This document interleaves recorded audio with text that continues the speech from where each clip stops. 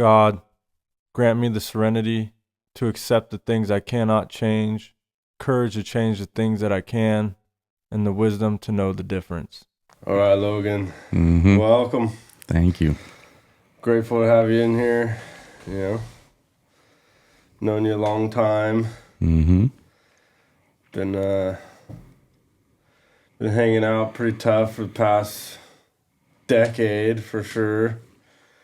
Running around the streets together. We started, I think, playing football was the first time I really remember seeing you around. I played with you guys. I was younger. Mm-hmm. Played with older kids. I don't know, 11 or 12. Mm-hmm. And then high school, we ran around the same group. Started partying, hanging out in high school together. And just kind of went from there, fucking getting into trouble and Mm-hmm. smoking pot and Mm-hmm. popping pills, chasing girls. And then we got in the mix of drugs and, crime and, doing stupid stuff. And we've seen and experienced a lot together, Mm-hmm. and it's been kind of full circle to get to this point, Mm-hmm. and it's been a blessing, and it's been a good friendship, and I'm glad to have you here, and glad to have you clean and sober and like on this journey, here today, and so we'll kind of get into it. We'll do just kind of a quick background. And so my goal with this, you're freshly sober again. Mm-hmm. And, I want to just kind of document this process to the best of our ability, just kind of an ongoing process of your recovery journey, starting fresh right now, and kind of, talk about where you've been and how you got to this point. Mm-hmm. And then we'll kind of go through the steps together again, and just, put that process on video and see how it goes, Yeah, I think it's a cool idea. Yeah, I don't have any real expectations, Mm-hmm. win, lose, or recovery, Right. life, death, and recovery. Well, yeah. I think my options are death or recovery at this point, to be honest. Yeah, no, that's how it is. Mm-hmm. Jails, institutions, and death, or find a better way to live. Mm-hmm. So you kind of grew up in a split home, right? You got one sister and a stepbrother. Correct. Younger sister, older half brother. Actually, I got a stepbrother. I have an older half brother. That my dad had prior to meeting my mom. And then my dad remarried. I think they have I got three step siblings through that. But yeah, my parents were together until I was probably right around when I met you, probably like 11, 12. That's when shit just hit the fan. And life changed big time, for sure. And your parents split up, and how did that affect you? In a lot of ways. Well, let's talk about your dad first. Okay. Because your dad's quite the character. Correct. How were you looking at your dad as a young kid, and like, what was that influence like? And I idolized him. You did? Oh, dude. Yeah. Like, when you're little, like, you're on the playground and you're talking shit with your friends, and, some kids will say, my dad can beat up your dad. No one played that with me. Like, everybody knew my dad could beat him up. Yeah. He was just crazy motherfucker. Yeah. He was buffed up. He was jacked. Yeah. Mean. Yeah. Yeah. I idolized him. Violent. Yeah, extremely. Yeah. Not so much, not so much with us. Capable of violence. And I seen that a lot growing up, with neighbors or whatever it was. But I idolized him, and to me, he was like Superman, and that was a big part of when were going through their shit, I knew everything, which, you know, I wish that wasn't the case. They kind of put me in the middle of stuff, fights, just a bunch of weird shit. But I remember what really fucked me up at one point was he stopped staying in their room, and he would sleep with me at night, and he would cry every night. And we would say the Lord's Prayer and shit, and that just like devastated me. I never seen my dad cry. Right. And he was like weeping, and that shit just fucked me up, you know? Yeah. And did you share that, like, those emotions with him at the time, or just looking back? Looking back, I just cried with him. Yeah. You know, I was devastated too, and I didn't know what to You just kind of felt the pain. what to that make he of was- it. Yeah, it was just all types of weird and crazy shit going on at that time, you know. But that definitely, looking back on it, it definitely messed me up as a kid, for sure. Yeah. And then he left, and you guys moved, right? You guys moved up to Rockland. We moved. He left, and then, you know, I mean, you know, a good amount of the story. A bunch of crazy shit happened. My mom, I'm pretty sure my mother, you know, and I love her. There's nothing against her, but I'm pretty sure she was cheating on him. Within, I'd say, less than 2 weeks of him moving out, another dude moved in. Yeah. And her knowing my pops, it's like, what are you doing? Yeah. And he, of course, just lost his mind. Yeah. All types of crazy shit happened, you know. He got arrested. Apparently, he shot up the dude's house, and school lockdown drills, or not drills, and just crazy shit, you know. Yeah. No, I do know. You know, I've been in that same state of mind, bro. Oh, yeah. Like, I had a similar experience, you know, with my daughter and her mom, you know, like things fell apart. I mean, Lindsay was young at that time, but just devastated, bro. Oh, yeah. And like, you know, I'm similar with the violence and all that type of stuff, you know, and it was like, just threw me for a loop. I mean, you remember, dude. Yeah. I just didn't. I didn't give a fuck about anything. Right. Yeah. I was just angry. Didn't have any care about anyone. Right. Not myself, not her. Like, I was just mad, you know. And when you're in that state of mind, like, dude, anything can happen. Oh, yeah. Yeah. Totally. Yeah. So then you're kind of like in the split household, and obviously things were a struggle. Oh yeah. And she and I never thought he would do nothing to me, but I was scared of him because I knew what he was capable of, and shit was just crazy. Like, we went into hiding. Yeah.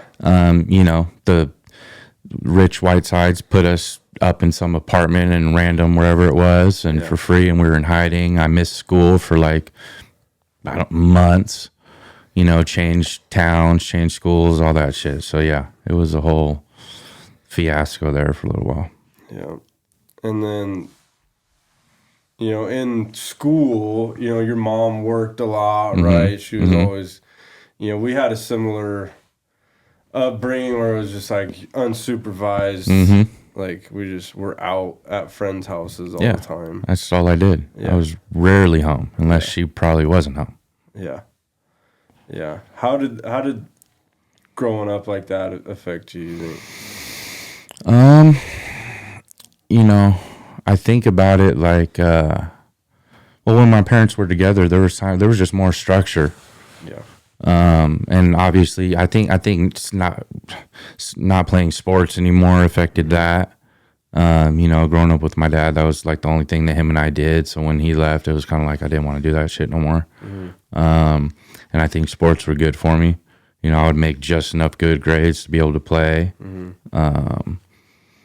So yeah, it affected me for sure. Looking back on it now, you know, just having that free range and just doing whatever the fuck you want to do, you know? Yeah. Looking back on it, like, how do you think, I mean, how did you and your dad's relationship maintain through all that? Did you guys talk a lot, or was it during all that craziness? I mean, through high school, I mean, after that? Like, so I don't really remember seeing him much after. No, he kind of moved. He moved to all over Sac. You know, he lived in Midtown. He lived in these like brick projects off Broadway. And that's when I was talking to him again. Like, I didn't talk to him for probably damn near a year. He went to jail for the shooting thing. It might have been longer. I mean, it's kind of a weird time in my life, but it was a while there. But him and I, are pretty similar in a lot of ways. Yeah. And once I was in high school, him and I were buds, but it was more of a friendship deal than kind of a dad role model. Yeah. You know what I mean? Like, I remember drinking with my dad, and I don't know. Actually, probably during the divorce. I think I remember drinking with him, smoking cigars in the backyard and shit. And it was more just a friendship deal. I talked to him about girls or getting fucked up or whatever it was. Yeah. And that's what it's been since, kind of, really. Yeah. I mean, so I know your mom was like, it seemed like she would get a good job and then lose it, or like you guys would have some money and then all of a sudden you'd be poor again. Well, you know what it was? It seemed like a lot of unstable. Yeah, well, everything was unstable. She always had fairly all right jobs. What it was, like, looking back on it now, we were doing better when my mom had like a boyfriend who was contributing. Yeah. I remember, like, looking back on it, the best we were ever doing living in Rockland was when her boyfriend Leonard, he was like 20 something years in the military and had his own business or some shit, a Cadillac, like, but no, whenever she was on her own, and then, I don't want to bash my mom, but it's kind of like, I think that's why she kicked me out so young, is she had me at 23 or something. I feel like she felt like she never lived out her fun times or whatever it was. That's kind of the lifestyle she got into, is, what we were doing in our early 20s. Yeah. But in your 40s or whatever the fuck it was. Yeah. So why did she kick you out? I wasn't an angel, obviously. I'd come and go as I please. I was getting high. Yeah. I probably had no respect for her at the time, which some of it was probably warranted. But yeah, there was a lot going on at that time, and I think I was 15, something like that. And we got in a big ass argument at one point, and I won't get into certain details, but we got in a big ass argument, and I asked her, why. That was one of the questions I had, because all of a sudden she broke up with Leonard and we were doing bad again. It's like, why the fuck you break up with Leonard? She had a miscarriage. They were going to get married, have babies. Like, you never told us nothing. He was just gone. And I'm like, you never even told me what the fuck happened with Leonard. And she goes, you want to know? You want to know? And I'm like, yeah, I want to fucking know. And she goes, he was, you know the story. I guess I'll just say it. She goes, he was a fucking swinger and wanted me to watch me, whatever. That's my mother. I love her. But I was like, I did not want to know. You're right. I didn't want to know. And I did not know how to fucking process that. Yeah. And I just took a bat to the wall and fucking lost my mind. And how old were you? Like 15. Yeah. I think beginning of sophomore year or whatever it was. Yeah. Yeah, I did not want to know that. And then where'd you go from there? I bounced around. I remember that was right before Thanksgiving. I just stayed with friends. I ate Thanksgiving at fucking Billy O'Brien's house. That Christmas, I went up to Gampo's house, and she was so mad at me, so mad that I was there, she didn't come up for Christmas or bring Shayla, so just stay with family. But I ended up moving to did I go? No, I went to Colfax first. I ended up moving up with my grandpa in Colfax. Eventually. When did you start smoking and drinking? Oh, shit. probably drinking first. I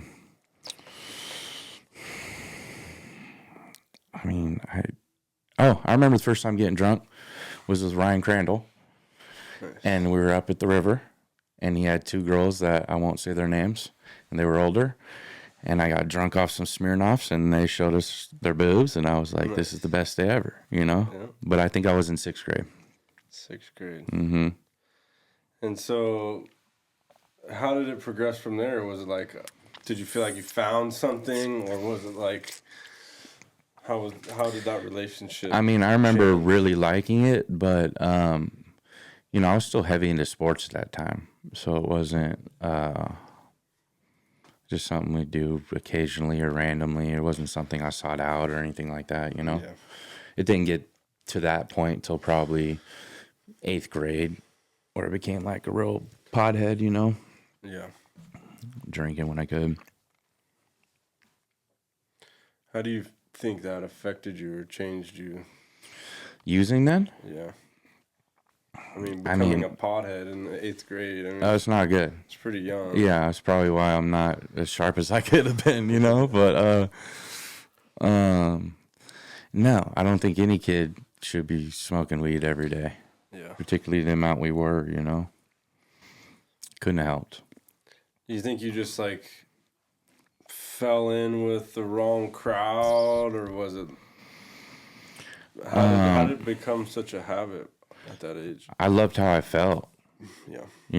And everybody I hung out with was basically smoking weed. I don't think they had any kind of real influence on me. I don't think, I have to look back on it, but it was just kind of something I really enjoyed and something I wasn't supposed to do. And I've always liked doing shit I'm not supposed to do and breaking the rules and just, whatever it is. Yeah. So I know you, and I know that you kind of struggle with like this self-worth issue, and I think you like have some abandonment things going on. Mm-hmm. Do you think that goes all the way back to your dad? Yeah. I'm sure it does. Yeah. I'm sure it does. And to my mom too. Right. There were times I didn't talk. When my mom kicked me out at 15, I didn't talk to her for 2 years. Yeah. Maybe longer. Yeah. I'd probably longer. But yeah, like for sure led to those feelings. Yeah. And then you just continue to like use and, it got to the point by the time I was a sophomore in high school, like I felt like I couldn't function without smoking weed. I'd smoke weed before school. I'd leave school and go smoke weed. I might come back. That's basically all I sought out to do. Just get fucked up one way or the other, but for sure smoke some weed. Yeah. Do you think, like, did you know why you were doing it so much, or was it just like you were just doing it? Maybe it was an escape thing. Yeah. I don't think I've ever really sat down and like pondered about it, but it was probably just being unhappy, probably trying to escape. I liked how I felt. Yeah, I don't know. Yeah, it just becomes what you do. And then it just became the norm, I wouldn't feel normal if I wasn't high. Yeah. Yeah. I mean, looking back at it in my life is like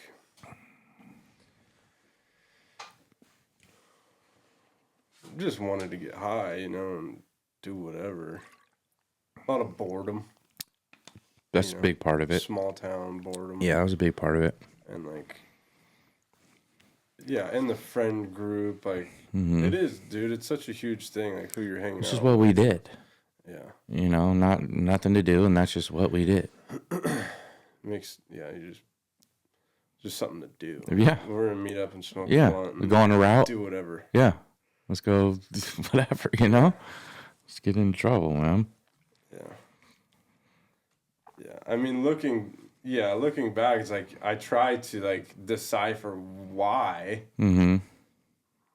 But really, I mean, most of it was just like dumb teenagers, just like nothing to do and Mm-hmm.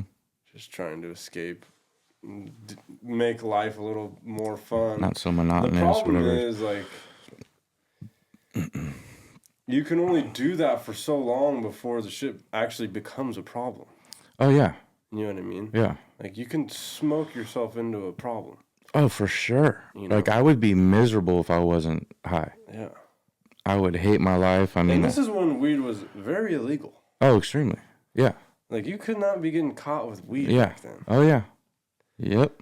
So it was like we had to be careful Yeah. what we were doing. Mm-hmm. Those were different times for sure. Now changed it's a little bit. Now it's just everywhere. Yeah, I know, right? Shit's crazy. Yeah. Shit's crazy. And when did you start getting into drugs?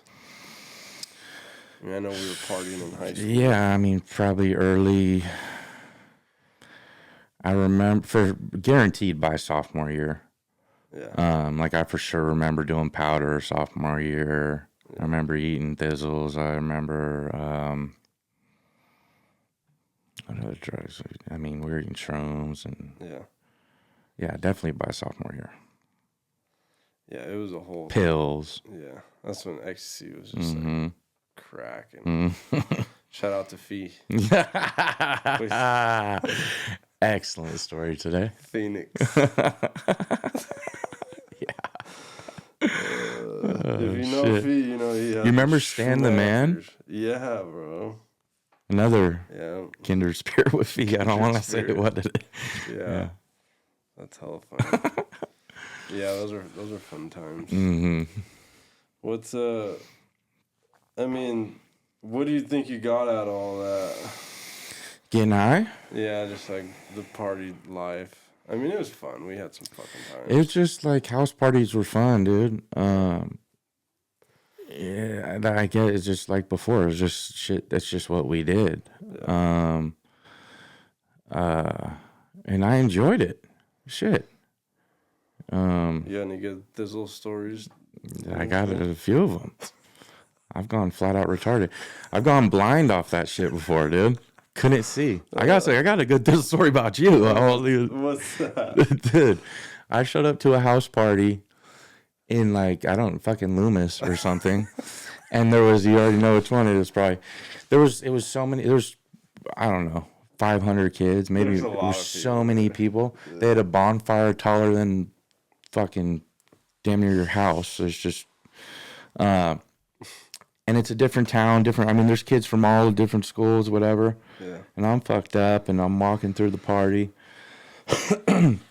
I think I was going to go smoke a blunt or something. I'm walking through and all of a sudden I bump into you. And I'm like, Blaine? And you look at me, the second I seen you, I'm like, he's on like 2 quad stacks right now.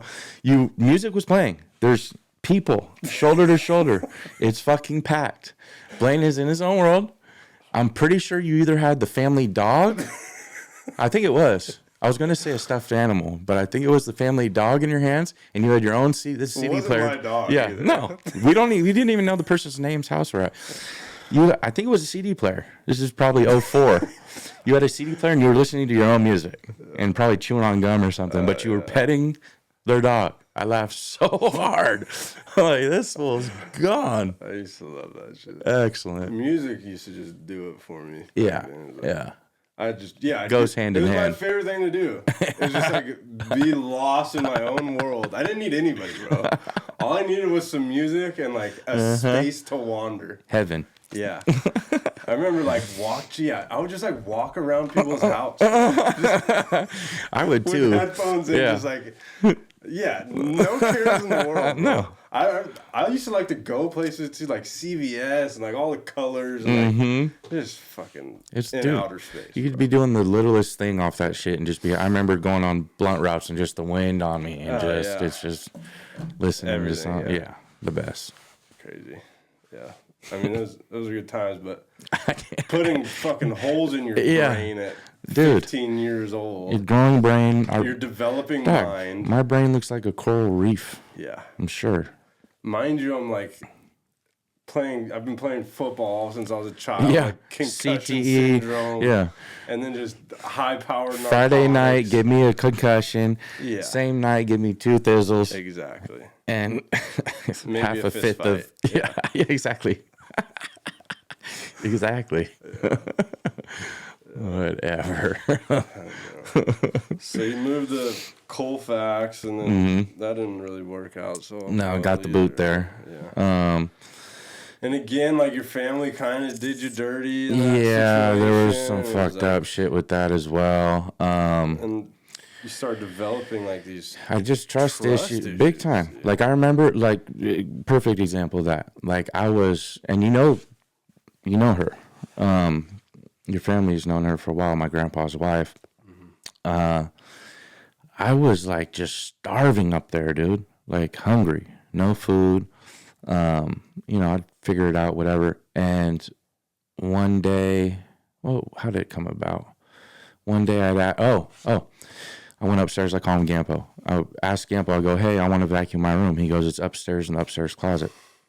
I go get the vacuum. I open the closet, full of snacks, Capri Suns, fucking Nutter Butters, whatever, like kids' food.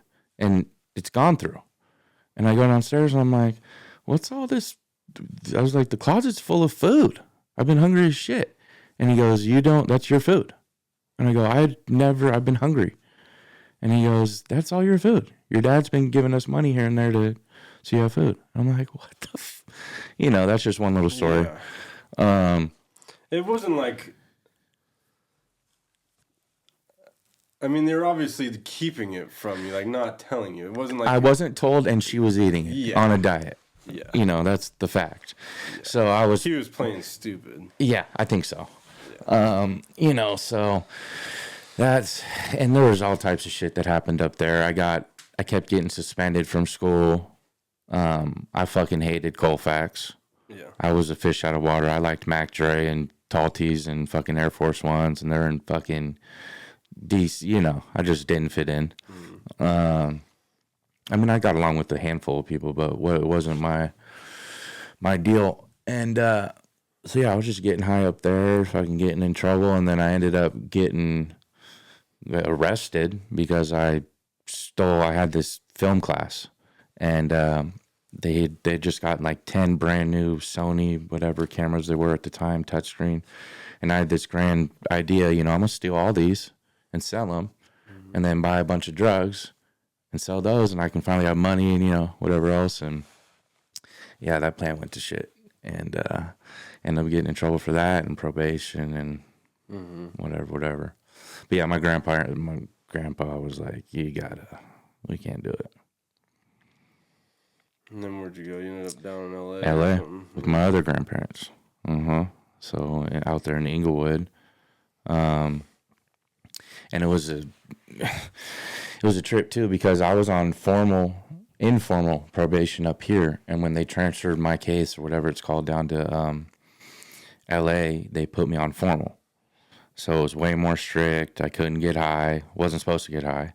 And yeah, it was just, a whole different ball game. So I kept failing drug tests out there. I was just a pothead mainly, and kept failing drug tests, and finally my probation officer was like, you fail another one, you're going to have to go to drug court, and they're going to fuck with you. Like something bad's going to happen. Didn't smoke that whole month, because they had basically threatened me with juvenile hall, and I was like, fuck that, I'm not trying to go to juvenile hall in Inglewood. And didn't smoke for a month, still pissed dirty. Went to drug court, they put me in like some scared straight program. I'm like, yeah, it works. I do not want to be here in fucking juvenile hall in Inglewood, So whatever, that was a whole deal too. And I ended up, same thing, getting kicked out of that house. I was, they kind of, whatever, trust issues, man. They knew I was spending all my money on weed and just doing all types of shit. They also knew I wanted to move back up to Sac. So my grandparents were like, hey, we'll save all your money for you, And when you're ready to go, you'll have all this money you can't spend. I'm like, great idea, you know? I go, hey, I'm trying to leave in a couple weeks. I got it all planned out. Can I get my money? And they kept giving me the run around. And they're like degenerate gamblers. And finally, Did you know that they were gamblers? Yeah. Oh, yeah. They were doing that illegal shit on the computer at the time. Like, they just constant gamblers.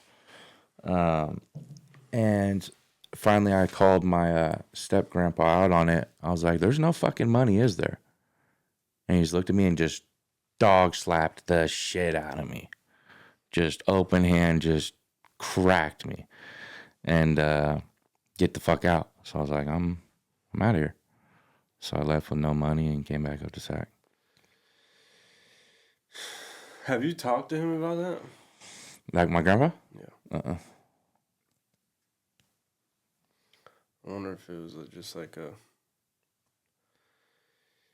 a reaction because he felt bad about it and was like, probably, you know, just wanted to make it a scene to get you out and like, you know, I'm sure he wanted me out anyways.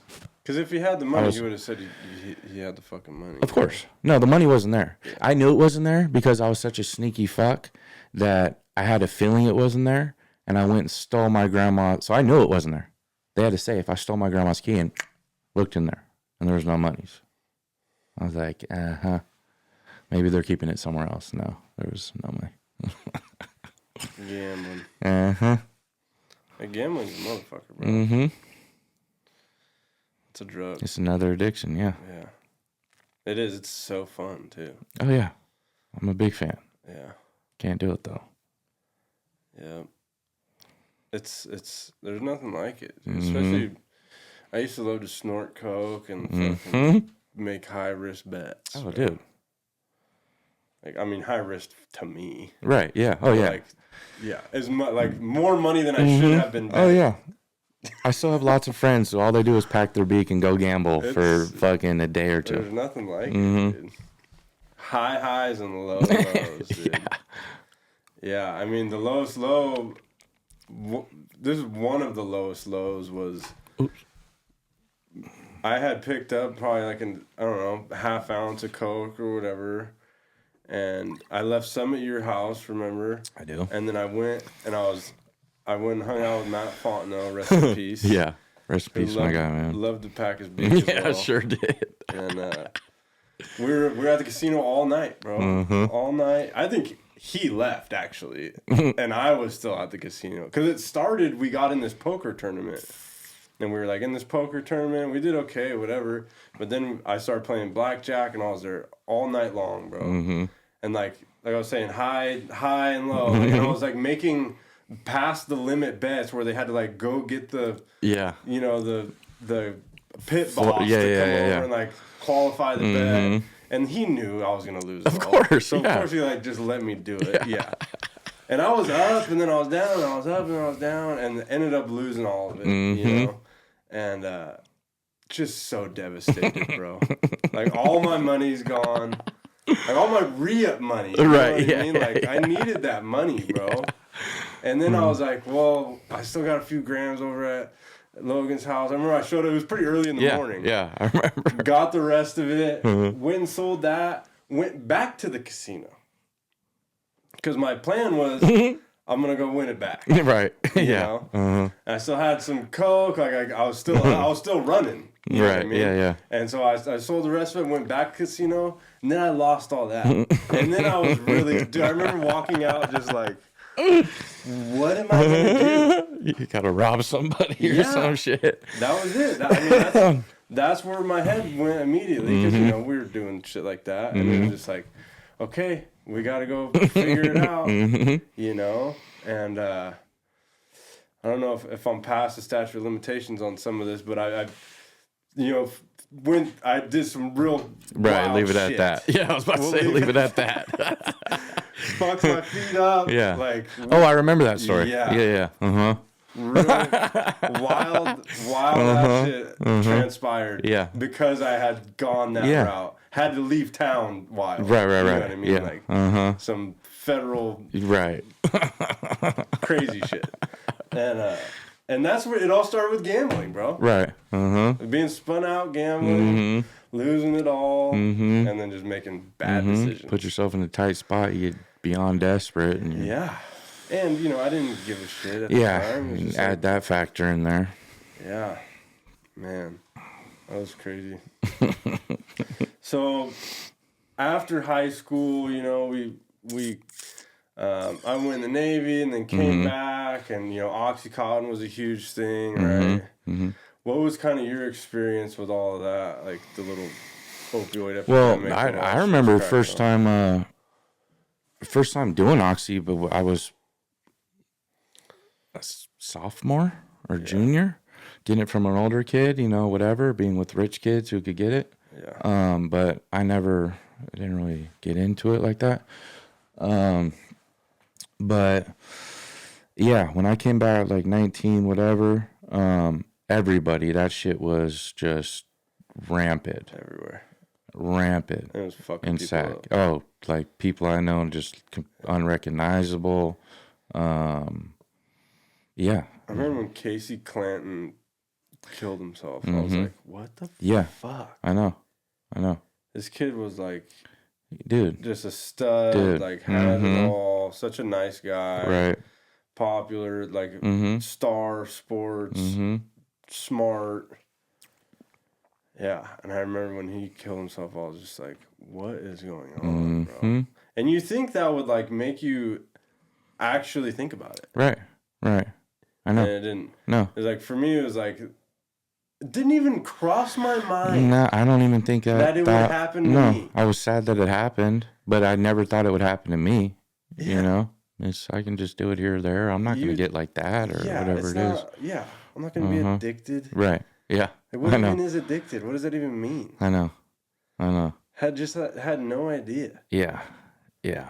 Didn't have any like real grasp of what it's like to be addicted to an opiate like that. No. I don't think you really can understand it until you feel it.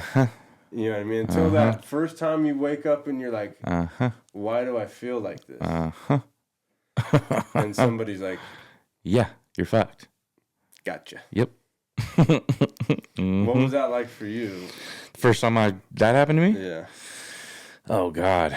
When was that? So I had that actually, the first time I really went through withdrawals was later on. That was after I'd already been selling oxys at that place in Rockland. And back then I was just still a pothead. I like getting fucked up, but that was all about money for me at the time. Yeah, and I was surprised that you guys were able to do that. I could do it periodically. Like, I can't sell this shit. Yeah, I could do it. Use it way too much. I could do one a month or something, or I don't know. To me, it was just about the money, and as long as I had weed and liquor, and we go out, and I don't know what it was. I don't know how that. It hadn't gotten you yet. It just hadn't. Yeah. I hadn't done it. I hadn't had. I don't know. But no. After then, when was it? I end up getting this place with fucking what's his name, and we were dibble dabbling then. That's when oxys were gone, the OCs. So we were doing the Opanas then, and I was doing them pretty heavy, and got a call from my grandpa down in LA. He said, hey, I have this big ass job. It's going to be, a month or two long, whatever. I could pay you 25 and whatever it was at the time. This is years ago. I was like, cool, I'm going to head down. And I stayed there the first night, or I only brought enough for a little bit. And I remember trying to go to sleep one night and being absolutely fucked. Tossing and turning, restless legs, this, that, and the other. Waking up in the morning, getting dressed for work. Me and my grandma are outside smoking a cigarette. I'm throwing up everywhere. Did you know what was going on? Yeah, I knew. Yeah. I've been around it enough. You're like, and I just like, I finally have done enough for a long amount of time where I'm fucked. And mind you, I'm in LA. I don't know anybody. So I think I found like 3 dealers that day. I want to say off Craigslist and fucking, I don't even know at the time. So yeah, I just started running and gunning and getting Roxy's and Opanas out in LA. Yeah, that shit was wild. Mm-hmm. And then you moved back up. Came back. Yeah. Mm-hmm. And still highly addicted, doing all types of crazy shit. And let's see. No partners with them. Oh, and at that point, you know, when I came back, I was still selling a bunch of pills. And so I was able to, through my addiction, I was still able to get a job and sell enough stuff to where it didn't affect me money wise or whatever. And then I got to the point where I was done. I didn't like being addicted, and I used to get them shits from my dad, you know about that, and I just started winging myself off those and did it on my own. I think I was, you know, 10 to 10, whatever, to a half to a little bit, and then finally I was done off of them. And I didn't use them for opiates for 4 years after that point. But of course, I mean, you were around me at that apartment in Natomas. I was drinking and doing God knows whatever else, but I wasn't doing opiates, you know. Yeah, with everything but. Right. Which I'm like, I'm good. And I did it myself. So I think when I relapsed 4 years later, it was like in the back of my mind, like, well, I was able to get off on my own, you know. Yeah, that shit sucked, but I was able to figure it out, and yeah, And false there sense is, of hope. you know, there is something to that too, because it's like you were actually able to, not at a high level, but like function Somewhat. enough to be able to hold Somewhat. a job. I had and, a like, place, you yeah, know. you I had a wasn't place and doing excellent, but I was yeah, able to. scraping by anyways. Yeah. Like when I get strung out on drugs, I'm just like, I can't. I'm out there, bro. Yeah. I'm bouncing around. I can't have any stability. Yeah. You know, like I'll get myself into places and then the drugs take control and then it's just like it falls apart so quickly. Because eventually, dude, it just becomes like the sole purpose. Right. You know? Oh, I don't think I'm capable of doing that now. Yeah. I really don't. I think somehow I was just able to, I don't know, do that at that time. Yeah. It's, well, when you're not physically addicted too, you know, it's like. Right. That's a the good opiates point. just are fucking Yeah, different. that's a good bro. point. I wasn't really physically. I mean, I was doing a lot of powder and whatever else, but it's not. It's not like I have to not the have same. it right now. Because when you have to have it to function, Yeah.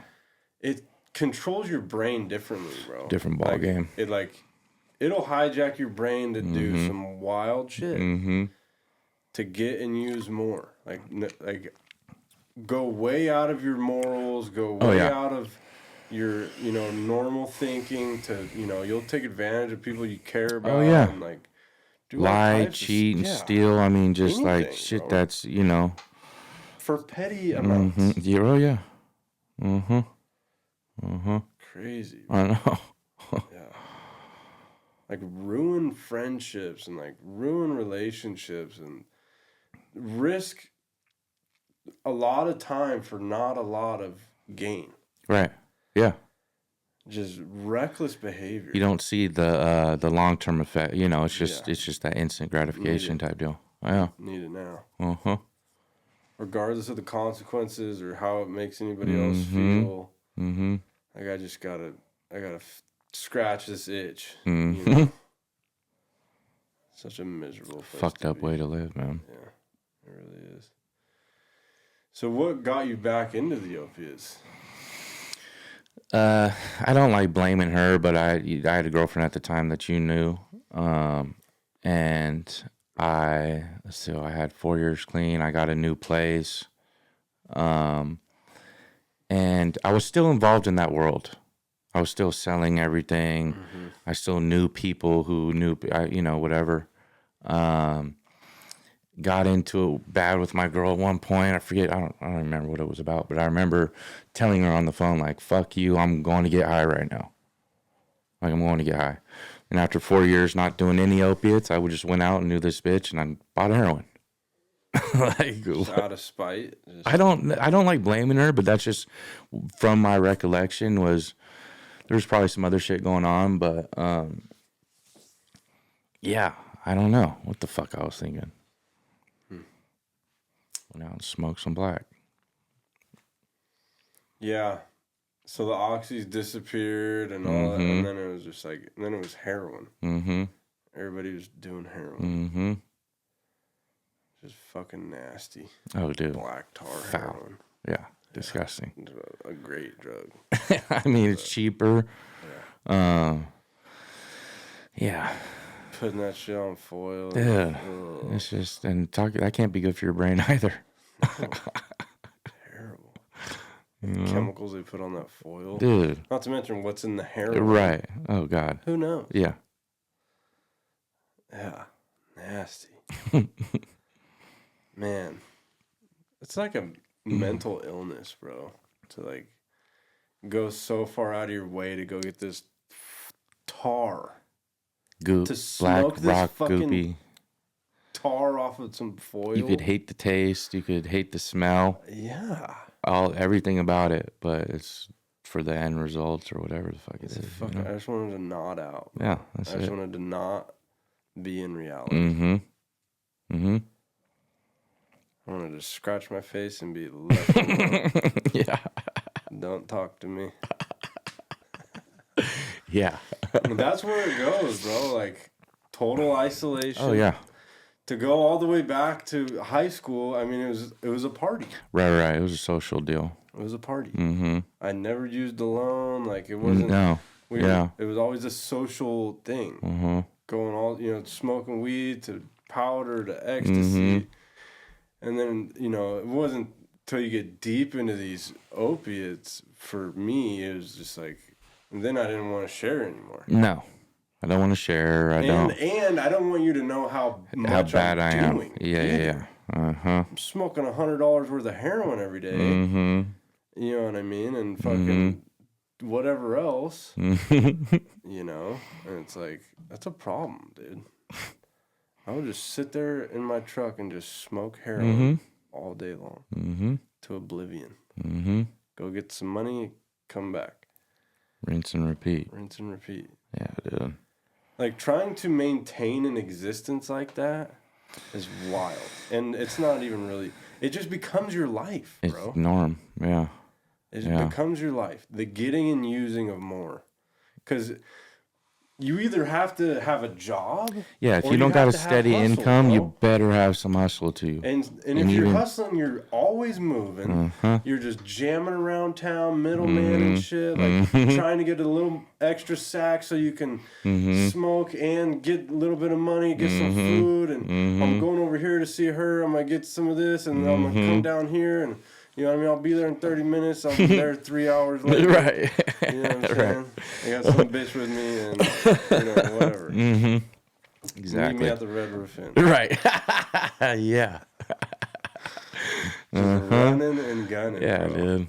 And that's how it was. Just Yeah, dude. you just get so lost in that chaos, and that's what I used to love too. That's part of it, though. That's what I was just about to that say. chaos, Is bro. I somewhat like enjoyed that life. Yeah. Not that shit can get tiring.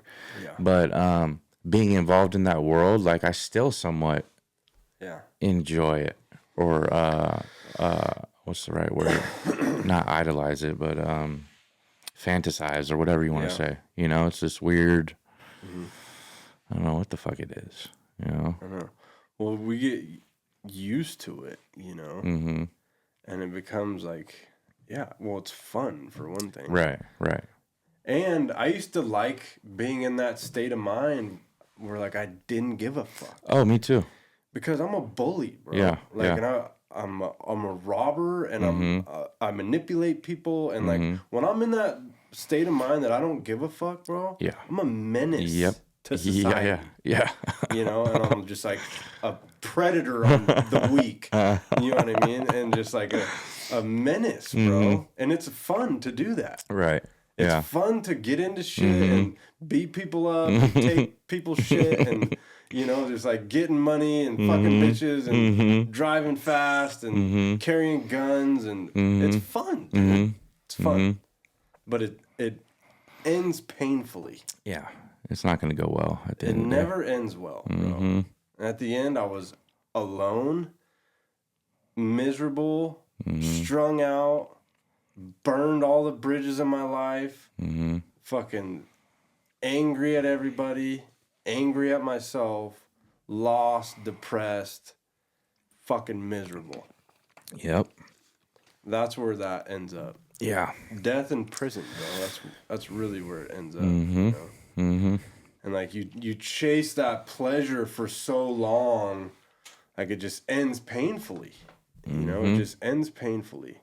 Because there's even people that have the money. You know what I mean? Right. Oh yeah. Like, I've seen it time and time again. you still can't. Yeah. You can't escape that shit, you know? Because it's like you're not living a life of meaning. And I seen this reel of Elton John today, and he's in recovery. And he was talking about like he would, you know, do a bunch of powder and like get fucked up and would like go through these cycles where he would party for 3 or 4 days and then sleep and then like rinse and repeat, you know? And he's just like so fucking miserable in his life. And this is a guy that had Everything. Yeah. You can do whatever you want. damn near infinite amount of money to spend. Right. And Yeah. it's like you still can create a miserable existence through drugs and pleasure seeking, right? Through all that shit. Right. Women, food, alcohol. Like you can party yourself into a miserable place. Oh yeah.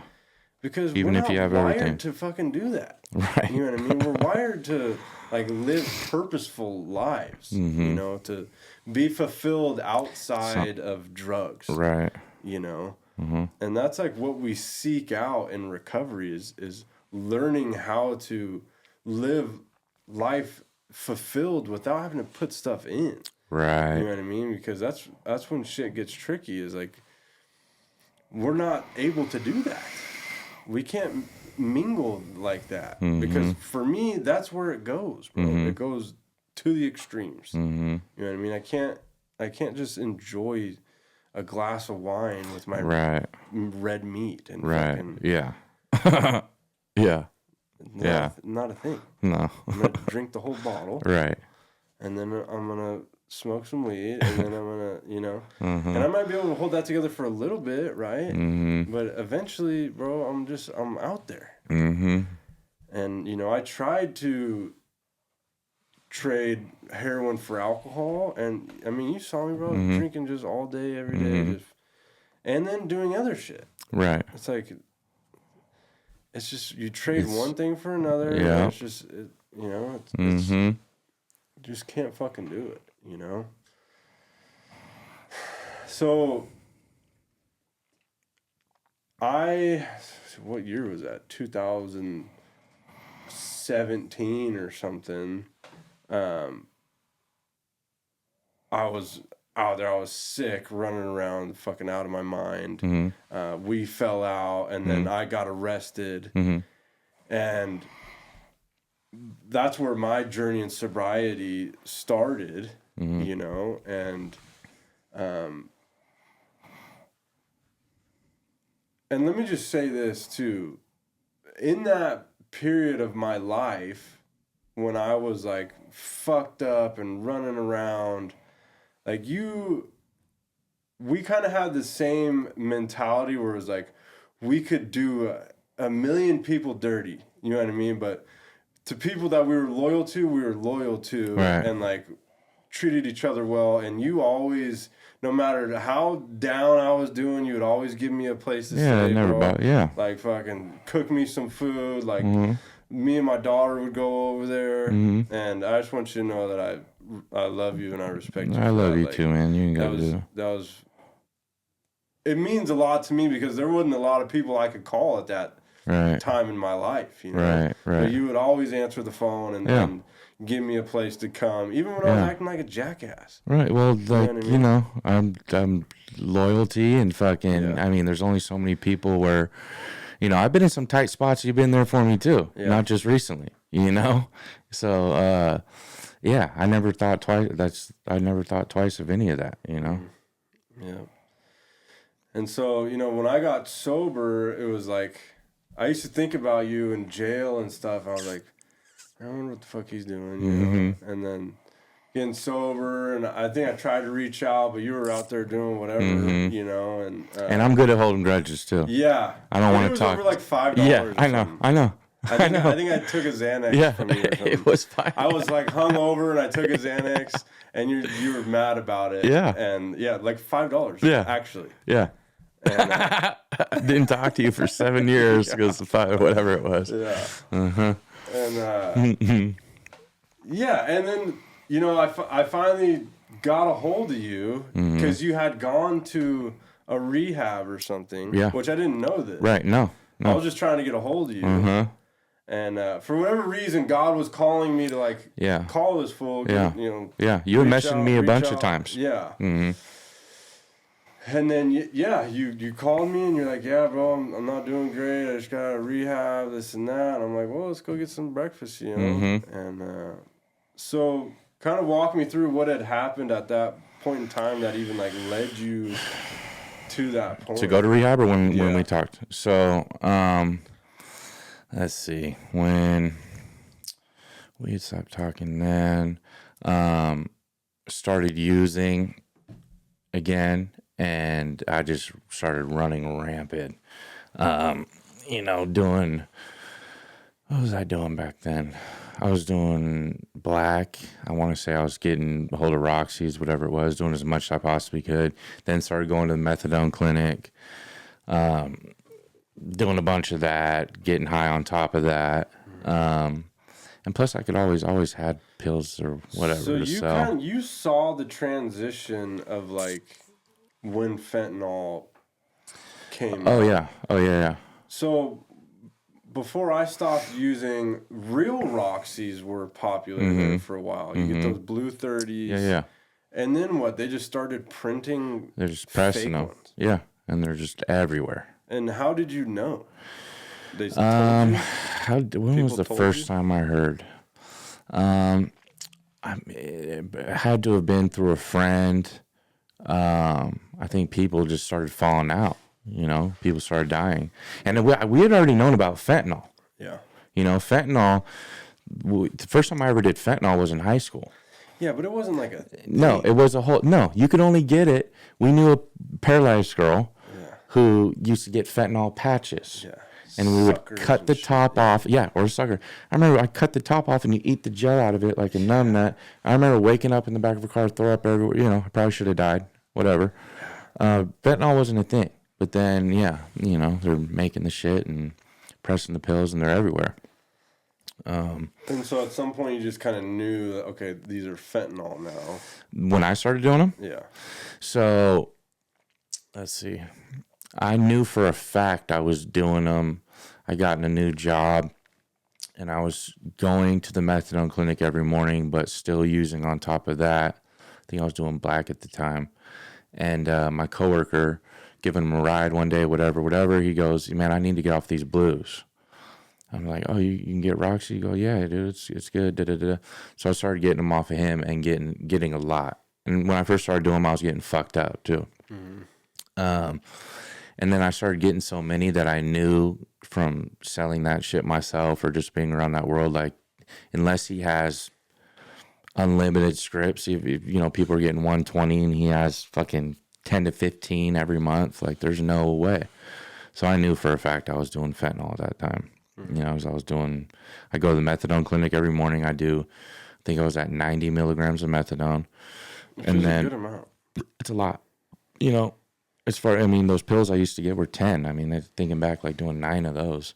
Yeah, no, that's right. It's a good amount. I think the most I ever got up to was like 15, and that was a lot. That's a lot. And there's people at the clinics who are doing that or more. They just let you run. They don't give a fuck. It's a whole money deal. You know, it's a ridiculous whatever.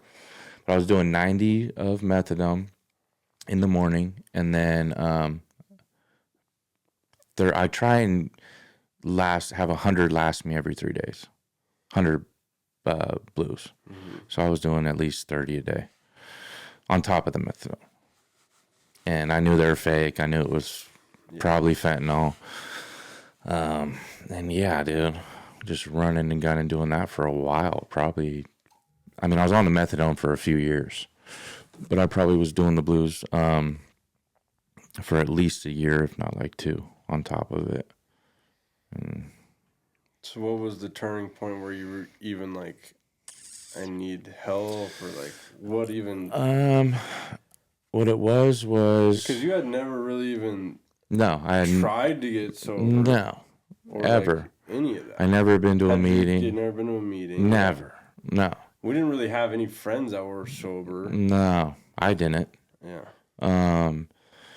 Yeah, I remember getting off work one morning because I worked graveyard at the bakery there in Oak Park, and I think some shit had happened. I think graveyard at the bakery in Oak Park. Yeah. How'd you even get that job? My mom's ex used to work there. Yeah. I know, right? What the fuck? I'm whipping up like 5,000 batches of fucking dough every 5 minutes and shit. Whatever. High off of crazy amounts of drugs, working machinery, whatever. Fucking hard hat on and shit, whatever. But yeah, I think I remember getting off where I don't know what the fuck happened. I lost money. Something happened. I think I was running out of money or whatever. I remember getting off work one morning and just flat out telling my mom. Just like, I was done. I was so tired, dude. I was so tired. And yeah, I just told her. And I think she knew. Her reaction was like, she knew. We always think that we're fucking nobody's going to know, And some people might not, but the people that know you are going to know. And she, I didn't know how to go about it. I'd never been to a rehab or meetings or any of that. And so I just started calling places.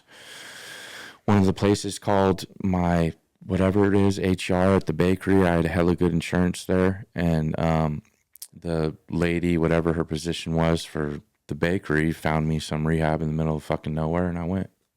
And what was that experience like? It was pretty good. I mean, I got into it with a couple people, but that's, that shit happens. Middle of nowhere. Everything was new to me. It was brutal, I tell you what. Fucking coming up, so I hadn't used for maybe a day or two when I went up there.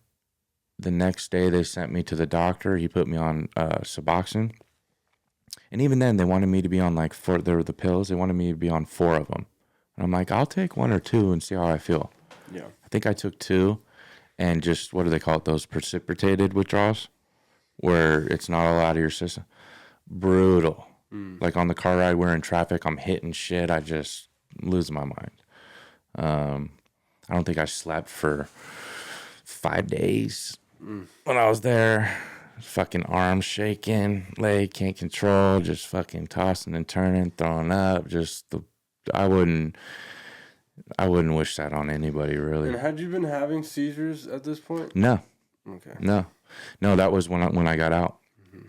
So when you were in there, you obviously heard you guys were doing meetings. Right. That was the first meetings I gone to. You heard kind of like what people are saying about recovery and not using anything, and what were your thoughts? Like, were you thinking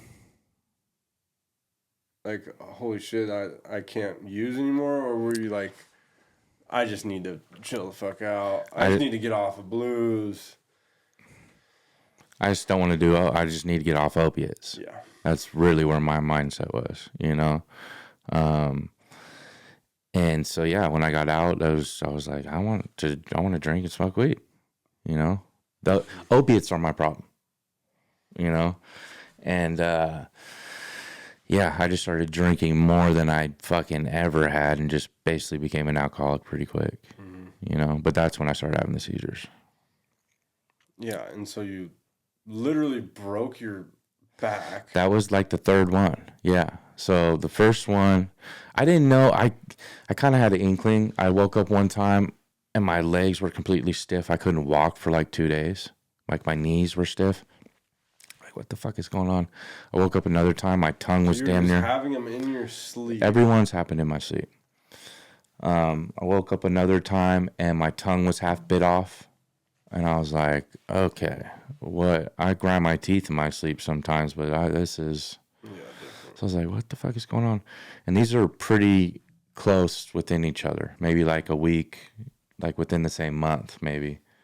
And then, woke up another time in the back of an ambulance. It happened at my mom's house. She heard me making some weird ass noise. Found me having a seizure, went to the hospital, got out, complained about my back.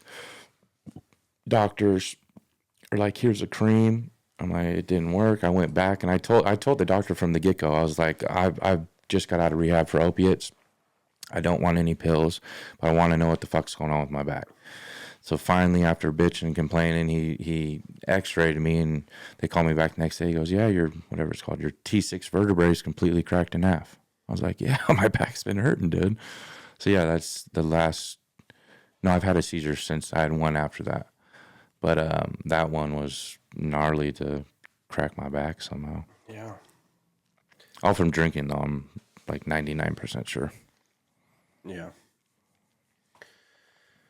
So, yeah, you had quit opiates or whatever, but you were still partying pretty hard, struggling, and then we met up. And That's right around the time I talked to you. Yeah. I freshly broke my back. It was like within that couple weeks after that is when I talked to you. You asked me how I was doing, this. I just told you, I was like, I'm fucking miserable right now, dude.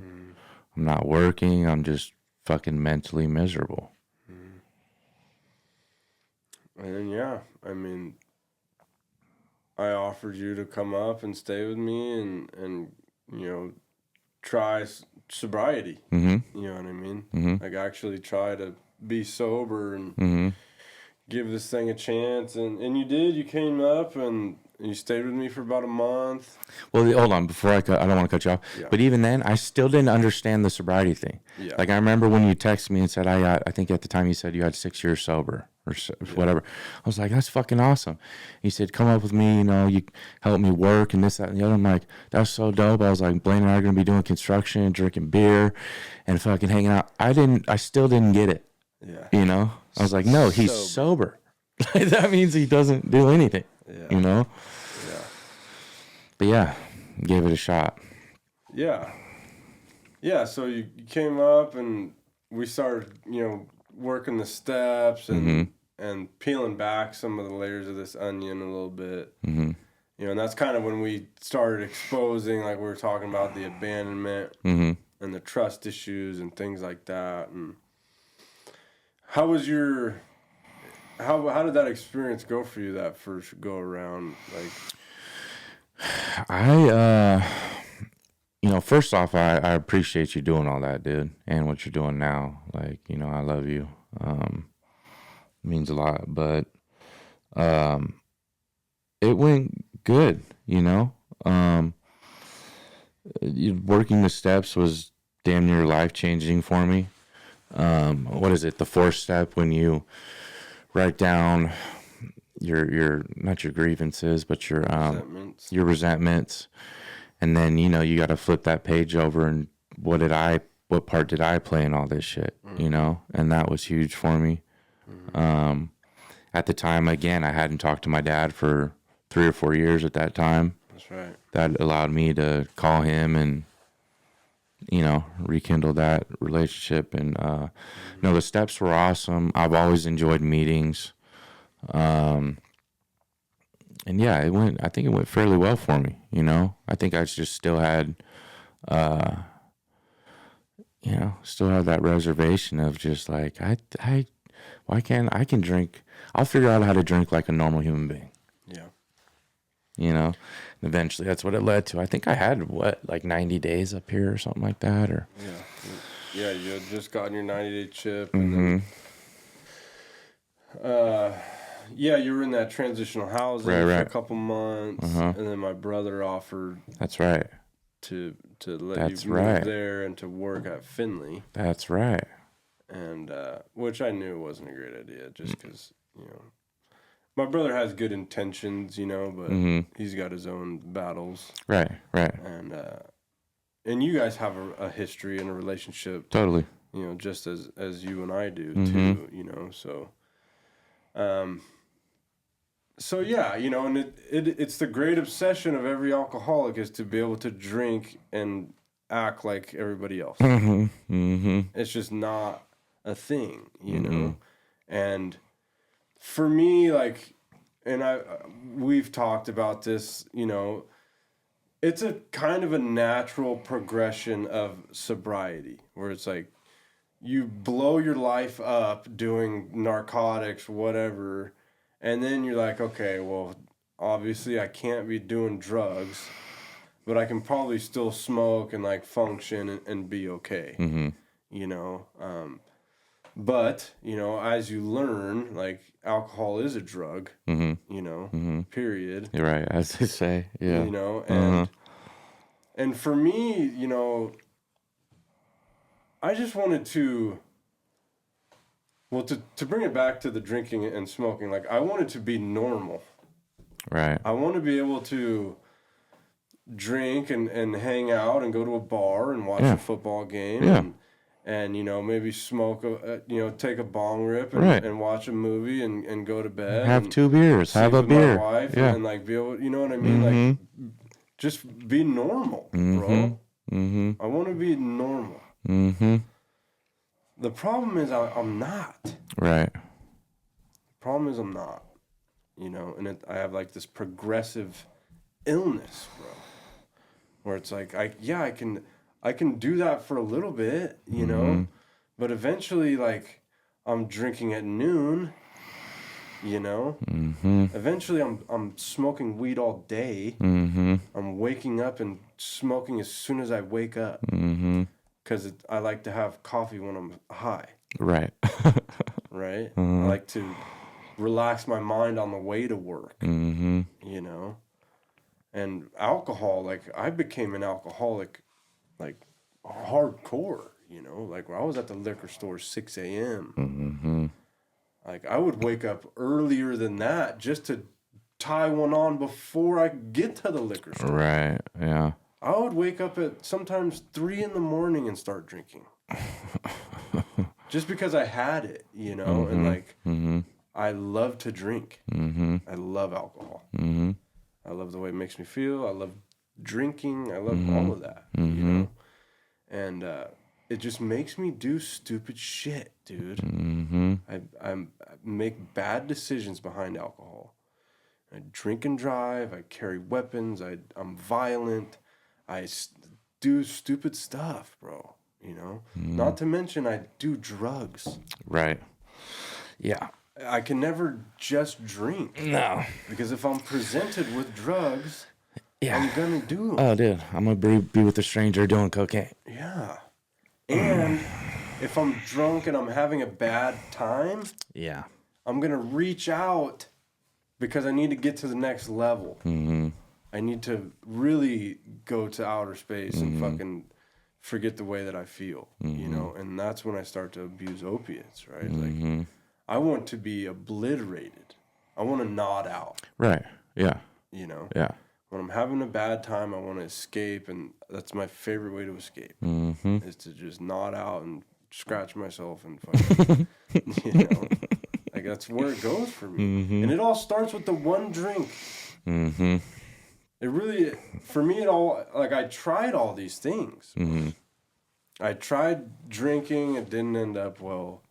I'm like, all right, well, I'm just going to smoke weed. I'm just going to smoke weed. Like, no alcohol, no pills. Like, I'm still, I'll still be able to function and work, and I'll just be the stoner. I'll just be a stoner. I love weed. Lots of people do it. Yeah, exactly. Lots of people do it, I can't fucking do it. I tried, I've bro. tried. Fucking tried, Not to mention, I just abuse it. That's the thing. I can't just smoke regularly at all. Like, Yeah. even if it was just before meals or Right. I can't even just do that. Yeah. Like I smoke all day long, bro. I'm always high. Violently high. Yeah. I'm lightweight retarded. Yeah. You know? And yeah, I mean, I used to go to your house, dude, and we would take those fucking wax Dabs. Yeah. And, That that's was a my drug. thing. Yeah, that was my thing, dude. I used to do like 3 of those before work and open a grocery store. That's a drug. Like who can? Yeah, yeah. It's no longer. No. It's no longer. It Just, shouldn't even be in the same categories. yeah, it's different. Let's be honest here. It's You're smoking it out of a glass rig too. I mean, the Yeah, whole torch I'm and all torching. that Yeah, shit. dude. Let's be honest. Yeah, you're changing it chemically, like butane and Yeah. fucking all these processes to get that wax. Dude, I look down. back on it like I used to make that in that Yeah. apartment, Yeah. and I'm pretty sure I'd still be smoking and doing whatever I'm like. I'm surprised I didn't blow up that whole place. Yeah. Bonehead, man. Yeah. So we try these things, and it's like a trial and error, and and it talks about it in the big book. It talks about if you're not sure, go try some controlled drinking. Like see if you can have a beer and stop. Like. And it doesn't have to be that way, but it is like, it's a pretty normal part of recovery to like test these waters. Right. Like, can I do this and function? Right. And so that was your first go around with recovery last year. And, you had 90 days sober, and then you went to my brother's and whatever, you started smoking weed, and pretty soon after that, you were drinking, and and then Fry moved into your mom's with you. I'm sure you guys were packing your beak here. Oh, and for there. sure. Yeah. And and these are all things I've warned you about. Yeah, of course. Like it wasn't like you Nostradamus, man. You see in the future, man. it wasn't like I didn't tell you this stuff was gonna happen. It didn't take me long. I mean, I was drinking in the Finley truck, doing all types of shit, pistols, fucking just dumb, stupid. It happens quick, Yeah. bro. It happens quick, especially when you've been like in the deep end in drugs and shit. Like you go right back fast. I've noticed It that. doesn't take long. I've noticed that, You'll just be right back in it, dude. It's amazing. I've like heard, you never left. yeah, I've heard people say you pick up where you left off, but which I think is true, but you get worse than your worst spot real quick. Yeah. Real quick.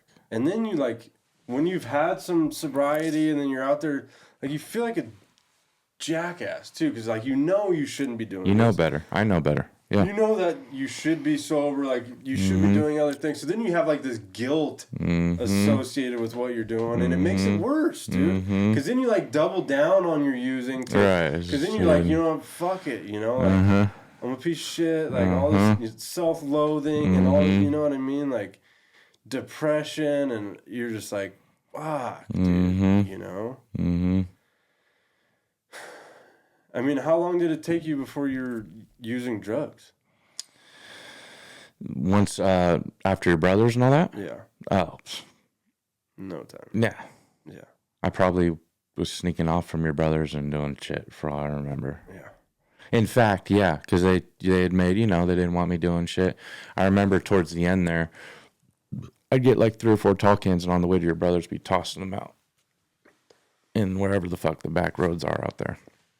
So I was already drinking, but drugs, I'm sure, came, I was kicking it with people, and that's what they do, So was this like when we were going through like these steps and doing all that stuff, like you were sincere about the process and like what we were doing. I really was. So, I mean, what happened to all that? I think Like you it's put still yourself right back in those positions, and it's just like, it was still this weird thing in my mind where I'm not doing opiates.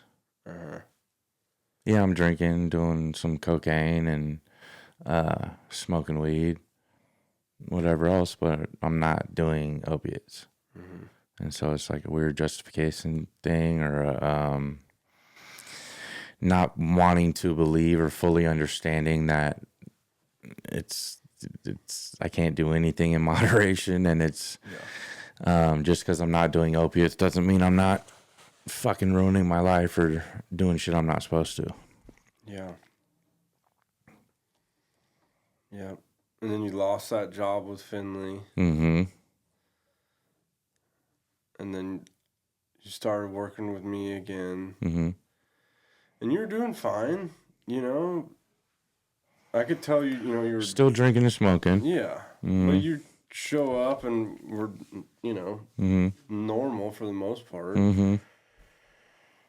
And, you know, I know the cycle. Like, I've done it. I've seen it. You know, I knew it was coming eventually. Mm-hmm. Like, you know, I told you Fry moving into your mom's was a bad idea. I thought it was a bad idea. Love you, Fry, but I thought that was a bad idea. Yeah. Like, I told her, I was like, it's all right. Yeah. I knew it wasn't going to end well.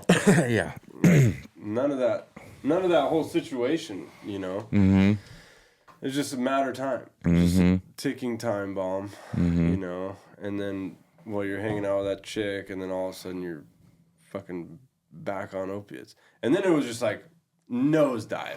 Real quick. I mean, weeks? Less than a month, guaranteed. Less than a month. Maybe 2 weeks. Maybe a month. You got sick or whatever happened. You were out for a week. Yeah, I was sick as a dog, You but came I was back still. and you looked like you had literally pulled yourself out of the grave. I looked like shit. Like literally looked gray. Bluish gray. Yeah. Like you're in a casket. I remember we were standing side by side, looking in the mirror. Totally two different colors. I'm like, bro, you look like you're dead. You had like picked out your face. Oh shit. yeah. Uh-huh. I was like, I tried. what is going on, bro? Yeah, I looked like shit. It happened quick, dude. Quick. I don't think I'd ever. Well, maybe I had looked that bad before doing shit, but no, it happened real quick. Real quick. Yeah, and then you started coming to work high, and I was like, hey, man, Mm-hmm. what are you doing? Mm-hmm. Called me out on it quick. I'm Yeah. not too slick. No. Like, I can see this from a fucking mile away. Bonehead. And, you know, thankfully you've been receptive to wanting help and, like, I mean, what do you want? What do you want out of life? Like, I just want to be happy and find some peace, dude. yeah. You know, within myself or just in general. You know, I want to fucking start doing shit I enjoy again. You know, we went and hit golf balls today. I haven't done that in years. I want to go fishing again. I just want to fucking enjoy life. Without getting fucked up, you know? Yeah, I just want to be happy and enjoy life, really. And that doesn't take a lot for me. You know, I don't need a fucking mansion. I don't need the most amazing, you know, it don't take a lot. Yeah. I think more of that shit is kind of like an internal thing, not physical Yeah. stuff, you know? I think you can do this, bro, because you're like simple enough to stay sober, because I don't think you're an overthinker. No. You know, like, you know what I mean? Like, you're not all in your head all the time. Mm-hmm. Like, you're a pretty simple guy. You know what I mean? Like, and when you're happy, you know? Right. Yeah. And we've talked about this before. Like, you don't put yourself in winning positions. Oh, yeah. You know what I mean? You hang out with the wrong people. Mm-hmm. You go to the places where people are using, and like, because you love these people and you like these environments and you like the chaos and you like the crazy people, you know, and that's fine. Mm-hmm. I do too, you know, but at some point, you know, you have to come to terms with who you are and like the issues at hand here. And what's more important? And what's more important. Mm-hmm. And, you know, like, take an honest look at yourself and you know, think about, like, what do I want here? Right. You know? Right. Like, and that's how I felt too. I was like, I just wanted to feel okay. That's bro. it. I just Yeah. want to be okay. Yeah. I don't need much, bro. Right. I need to feel okay within myself. Yeah. And I know that drugs are a problem in my life. I've proven that. Yeah, I cannot use drugs successfully. Mm-hmm. You know what I mean? Yeah. And now you know that you can't use weed and alcohol successfully either. Mm-hmm. Right? Mm-hmm. You've proven that to yourself. Mm-hmm. So now you're at a different turning point. Yeah. Like that reservation should be gone. Yeah. Oh yeah. Right? Yeah. It's just so now we have to figure out how to live life on life's terms Mm-hmm. without having to drink and use, you know? And it's about learning, like relearning how to live in sobriety, you know? Like you got a taste of it last time, but you know, I keep saying over and over, like you need like a year, bro. Like you need Yeah. a year to really develop these habits and like live some life in sobriety, like go through some ups and downs and overcome some obstacles in sobriety, you know? Because that's how you build the self-confidence of knowing that I can overcome things without having to reach for a crutch. Right. You know? Right. Because the crutch is fucking fatal. Mm-hmm. It's no longer an answer. Mm-hmm. You know? Like it used to be the answer. Right. It used to be the medicine. You know? It started as a party, and then it became a problem, then it became the medicine to the problem, right? It became the way to change the way that I feel about my life, even though it's the reason why my life is fucked up. Right. Right? Yeah. It's like I use because my life is fucked up, but my life's fucked up because I use. Yeah. Uh-huh. And so it becomes this vicious cycle, you know?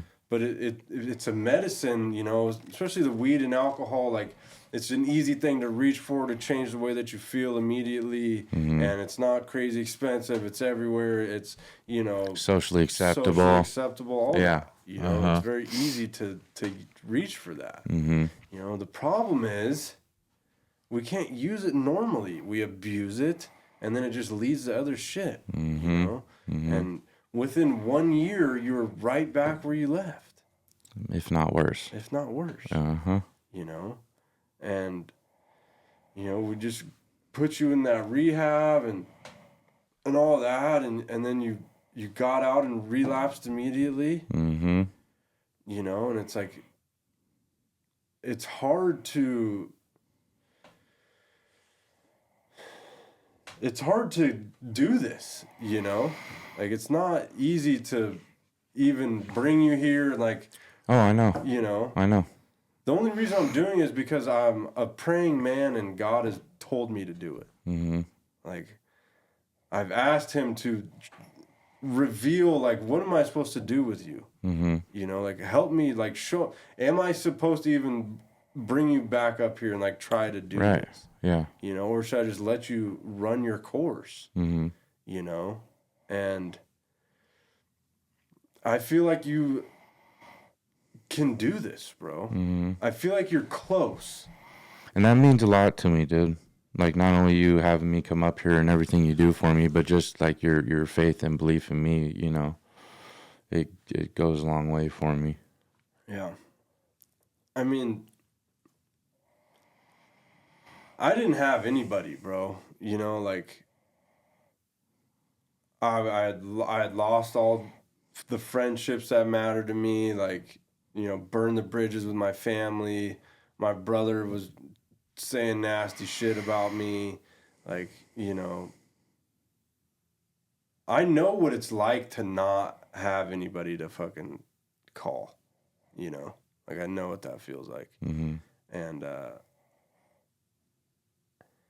I know what it's like to, you know, have your back against the wall and, like, you know, to be struggling with this thing, but to want something different, you know? And, you know, I've given my life to God to do this shit, you know? Like, I asked him to work through me, you know? Like, help me help you to help other people. You know, allow me to be a vessel to help people, you know? Like, show me how to live clean and sober because I don't know what the fuck I'm doing. I don't know how to live sober. I had been using drugs for so long, that's all my life was, you know? And that's where you're at, too. Like, you've been using as long as I've known you. Just fucking over 20 years, you know? And we have to relearn how to live, you know? And it feels so daunting. Like, it feels so... I remember when I first got sober, it was like, even just a year just felt so far-fetched. Oh, yeah. I couldn't even put a fucking week together. Right. You know? So, like, thinking about long-term sobriety was like an abstract thought, you know? And that's okay, you know? That's why we say we should take it one day at a time. Right. You know? And that's what it's about, is taking it one day at a time and just focusing on today and just doing the next right thing day after day, you know? And when problems arise, we learn how to navigate it, but we just don't put drugs in, dude, no matter what. Like, we have to be part of that no matter what club, right? No matter what the fuck happens. Yeah. We're just not going to drink and use it over it, you know? Because I know that every time I do that, my life goes to shit. I'm incapable of drinking and using like other people. I'm not capable of just smoking weed, of drinking, any of that. You know? I can't just pack my beak on the weekends. It just doesn't fucking work for us. Right. You know what I mean? Yeah. And that's it, just day after day, you know? And I'm living proof, bro. Like, you've seen it. No, that's why I tell people, you know, like I go to these meetings and you know, you hear people sharing. There's some cool stories. Really cool shit. What do they say? Like experience, strength, and hope, or whatever it is. And you hear people say, like, I got 20 years, or I got 10 years, or my life is beyond what I could have ever imagined. And I've heard those exact words a lot of times. And I believe those people, and they have cool stories and all that. But to know you then and now and see where you're at, like, it's just a whole different ball game for me. You know, it makes it, I don't know if it's more believable or attainable or whatever it is. But yeah, that's like real hope and, you know, all that shit for me, for sure. Yeah, you know, I think that's important, you know? And yeah, dude, you know, you saw me when I was like that, you know, and it's like, the only thing that's changed is that I've gotten the fuck out of my own way, you know, and like asked God to come into my life, you know, and like really sought after him, you know, and studied him. Like, who is, because I wasn't Christian when I got here. Like, I was just seeking God and this higher power, right? And like trying to cultivate this relationship and like studying him and different philosophies and all this stuff and just building a relationship, you know, and like really trying to do his will in my life, you know, really trying to stop being a piece of shit, stop lying, cheating, stealing, manipulating, all that stuff, right? And then really start trying to focus on being a better person, like this self-development. You know, I started listening to all these, you know, self-help people, Jim Rohn and all, you know, all those self-help gurus. I still do. Yeah. I still do. You know, I still like, and I just like brainwash myself into this shit. You know, like, how can I be a better person? You know, and how can I align my will with God's will? You know, and I just gave this thing a chance. Right, you know what I mean? an Like, honest, fair shot. yeah, with all of it, bro, because my fucking life depends on it. The way that I was going, I was gonna spend the rest of my life in prison. Like, there's no doubt about it. You know, I had never really overdosed or anything. Not that I couldn't have, but I was a criminal. You know, I was doing high risk crimes, and I was, you know, already facing a prison sentence. I was I took a suspended sentence gambling on myself that I wasn't going to fuck to up use again anymore. Yeah. I took a 6-year suspended sentence. Mm-hmm. If I fucked up, I would have been gone for a decade or more. Mm-hmm. You know what I mean? Mm-hmm. And I knew that. Mm-hmm. And I knew that I was done. I just didn't know how to do it. Right. But I knew that I was going to do something different. And I bought into this thing, dude. Just like hook, line, and sinker. I'm just going to get out of my own fucking way. I'm not going to pretend like I know how to live sober. I'm going to listen to the suggestions of other people that do know how to live sober, right? And do what they're doing and like mimic these successful people's behavior. What are these people doing? Like they all have similar routines, They all have a morning routine where they do the same thing. They start their day a specific way, read prayer, meditation, reading, they all exercise. They all pay attention to how they're eating. They all practice rigorous honesty. They practice, good morals and principles and values. They're Christian. They have families. They have good women in their lives. They're good with their money. They're patient. They're, all these things, right? Trustworthy, hardworking. They all freaking work their ass off, grind, and are always progressing, And so those are the things that I tried to put into my life and into my recovery program. You know what I mean? And that's how I've built this program in my life, is like off a foundation of God. Like I have to put God first in my recovery, and I have to put recovery first in my life. For anything, yeah. Before everything, bro. Everything, yeah. Because if I can't have recovery, everything else goes away for me. If I'm not actively, and it doesn't have to be like in AA all the time. Like that can be it, and for some people it is it. Like they love meetings, they love to be sponsoring people and like really in this thing. Right. You know what I mean? But it doesn't have to be that way. A recovery program can be how you're living, right? Your day-to-day life is in recovery. Like you're paying attention to how you're living, how you're acting, you're being of service. You know what I mean? Right. You're being a good person. Doing all the things that successful, healthy people do. Giving yourself an honest chance. Like, no matter what, dude. We're just not going to use no matter what, and we're going to do whatever it takes to get and stay sober. And sometimes whatever it takes means leaving that old life for behind. At least for a while. Yeah. Right? And we've talked about this. Like, you got to cut some of these relationships out of your life for a while. Yeah. You got to stay out of Sacramento. Yeah. You got to stay away from the people that are drinking and using. Yeah. Until you are rock solid in your recovery to the point where you feel comfortable being in a bar, sit down in a bar, not even have a care in the world if alcohol's around you. I mean, that might take me a while. Because the thought of that is, I don't even know if I'm capable. I know, yeah. I don't even know if I'm capable of all that.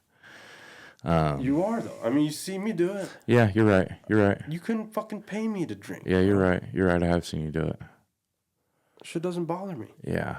I don't want it. Right. You know why I don't want it? Because I've had a beautiful fucking life. Yeah. Yeah.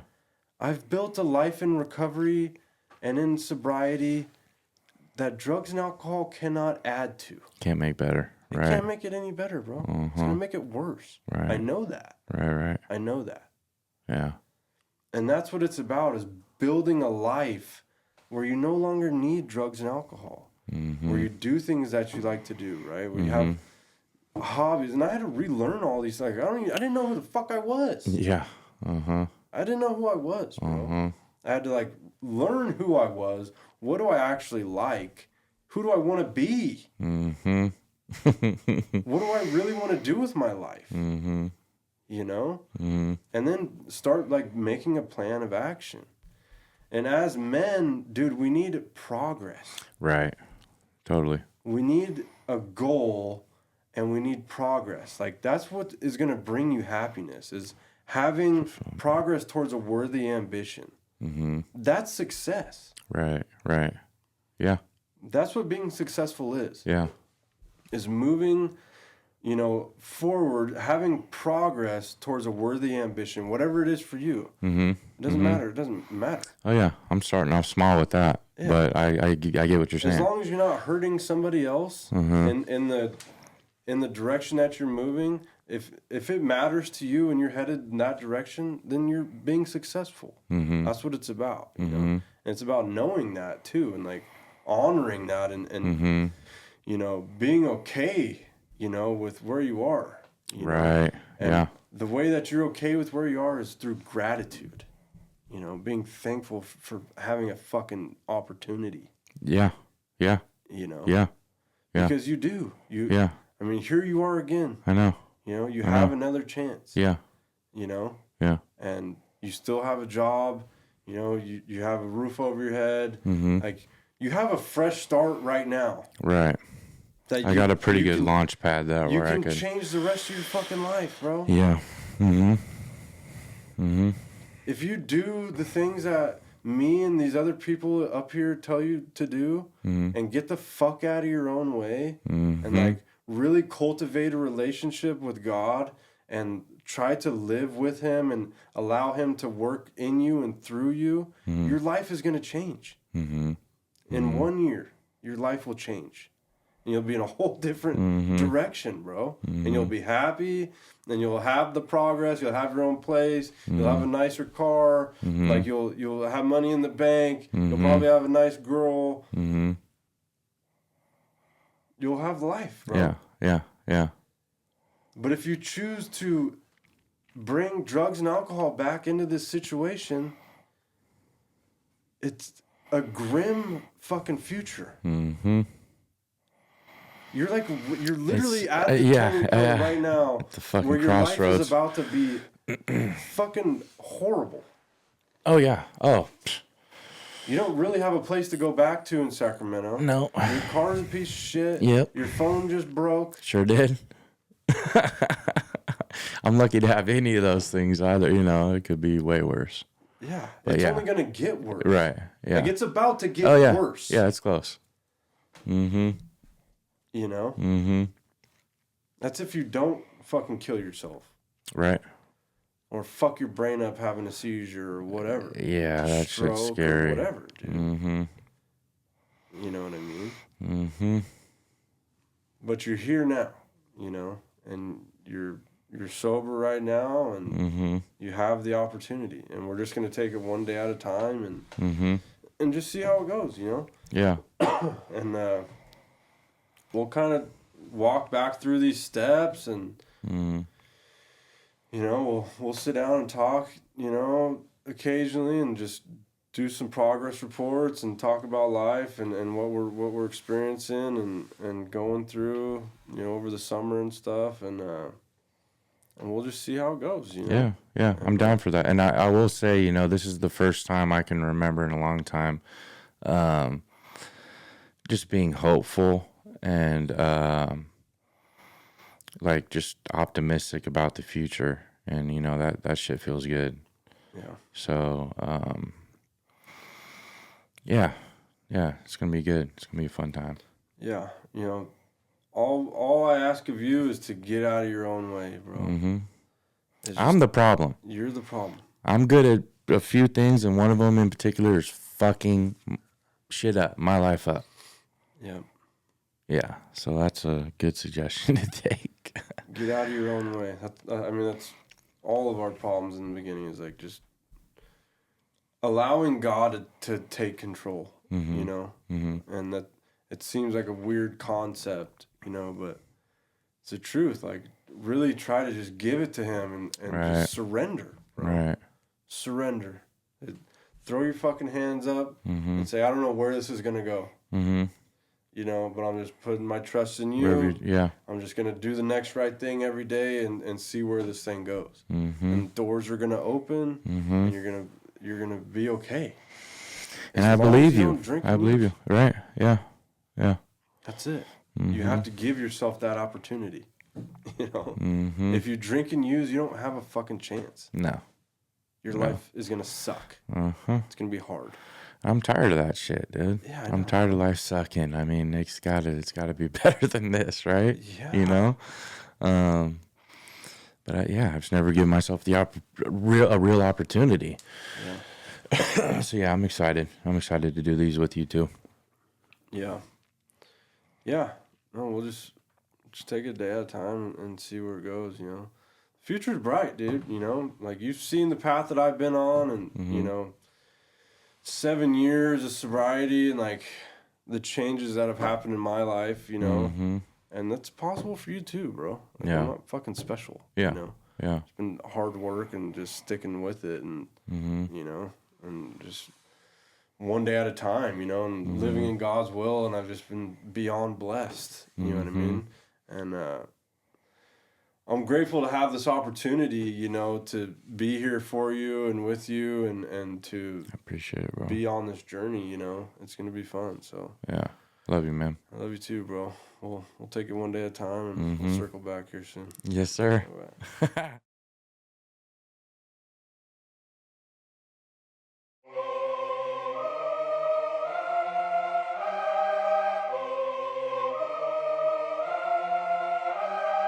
Victorious we became, but never forgot where we came from. Life or death, not a game. We came to change the lane. Recovery addicts, that's the name. Give yourself a break, just one day at a time. You were born to shine, so live and let love be forever. My sister, my brother, don't give in. Please remember, the lie is dead. We do recover. Welcome home.